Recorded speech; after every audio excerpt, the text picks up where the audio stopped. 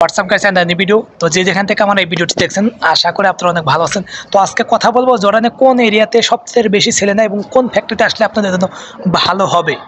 আর হয়তো অনেকে আপনারা ভাবতেন হয়তো আমি ওই ফ্যাক্টরি কর্মচারী বা হয়তো ওই ফ্যাক্টরি আমাকে স্পন্সর করেছে, এমন কিছু না। আমার কাছে ভালো লাগছে, প্লাস ওই এরিয়াতে ছেলেগুলো নেয়, আমি পার্সোনালভাবে ওই এরিয়াতে আইছি, এই জন্য আপনাদের ভিডিওটা করছি। আর আমার বেশিরভাগ কমেন্টে কিন্তু ছেলে ভাই বন্ধুরাই করে, আর তাদের অবশ্যই ভিডিওটা অনেক হেল্প হবে। যদি আমার ইউটিউব চ্যানেল থেকে দেখে রাখেন অবশ্যই চ্যানেলটি সাবস্ক্রাইব করে রাখবেন এবং ফেসবুক পেজ থেকে দেখলে পারে পেজটি ফলো দিয়ে রাখবেন।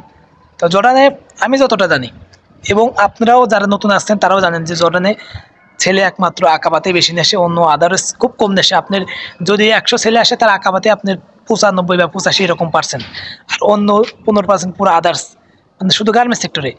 আর ফ্রি ভিসা আসতে পারে আপনার জর্ডানের যে কোনো প্রান্তে। যারা ফ্রি ভিসা আসে তারা বেশিরভাগ কিন্তু জর্ডানে, যেমন আমি যেখানে আছি আম্মান সিটিতে বেশি আসে, কারণ ফ্রি ভিসা আসলে আকাবা কোনো কাজ নেই ভাই, সত্যি কথা না। আপনার ফ্রি ভিসা আসলে আকাবা আপনার কোনো কাজ করতে পারবেন, কিন্তু আমি এতটা জানি না, কারণ আকাবা খুব কম।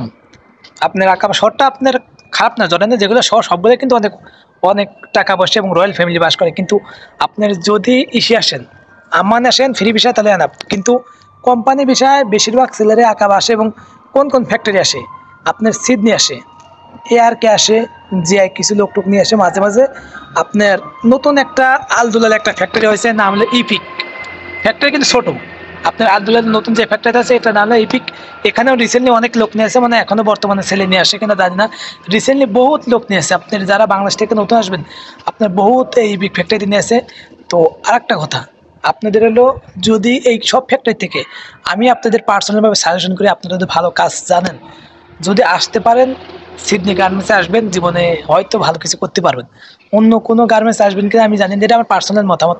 আমি হয়তো ওই গার্মেন্টসের ভিসা পাই নাই, আমি ওই গার্মেন্টস ইন্টারভিউ দিতে চাইছিলাম, কিন্তু সেইটা আমি নিয়োগ ছিলাম না। যদি আপনি এই গার্মেন্টসে আসেন অবশ্যই আপনার সবার থেকে একটু বেটার মনে হবে, আমার কাছে যতটা মনে হয়। এটা আমার পার্সোনাল মতামত। অন্য আপনারা যেখানে খুশি সেখানে আসতে পারেন, অন্য সব ফ্যাক্টরি ভালো, তবে এই ফ্যাক্টরিটা ছেলে হিসাবে, আপনি একজন ছেলে যদি হিসাবে আসতে চান, তাহলে আমার কাছে মনে হয় এই ফ্যাক্টরিতে আপনাদের ইন্টারভিউ দেন, দ্রুত ভিসা হবে এবং আপনার ঝামেলামুক্ত একটা জার্নিং এবং ভিসা সব প্রসেসিংগুলো দ্রুত হয়ে যায়। অন্যান্য ফ্যাক্টরিতে আপনার ছেলে আসলে অনেক সময় লাগে। আমি যে ফ্যাক্টরিতে আইছিলাম সেই ফ্যাক্টরিতে আমার সময় লাগছিল, আপনারা জানেন না, 9 মাস। আর জর্ডানে সবচেয়ে যে গরম এরিয়া সেটা কিন্তু এই আকাবা। আমরা যেখানে আছি এখানকার তাপমাত্রা আপনার 32 থেকে 40-42 থাকে, কিন্তু আকাবাতে 40 থেকে আপনার 45-50 এরকম থাকে, মানে 10 ডিগ্রি আপ ডাউন, মানে অনেক কিছু কিন্তু জর্ডানে এইসব দেশে। কারণ এইসব দেশে আমি দেখেন ভিডিও করি, খুব কম গাছপালা দেখবেন। এইসব দেশে নিঃশ্বাস নিতে গেলে অনেক কষ্ট হয়। আপনারা যারা প্রাথমিক অবস্থা আসবেন তারা হয়তো বুঝবেন কিনা জানি না, আপনার অল্প থেকে আপনি শীতে উঠতে পারে, আপনার বইয়ের ভিতরে এরকম লাগবে। আমি হয়তো ব্যাকটেরিয়া বা বোঝাচ্ছি, কিন্তু বাংলাদেশে কিন্তু আপনার এমনটা লাগে না, কারণ দেশে গাছপালা কম, আমাদের এই দেশে বসবাস করে অভ্যস্ত না। আপনার প্রাথমিক অবস্থা অনেক কষ্ট হয়, পরে ইনশাল্লাহ আস্তে আস্তে সব কিছু ঠিক হয়ে যায়। তো ভিডিওটি যদি ভালো লাগে অবশ্যই লাইক কমেন্ট করবেন।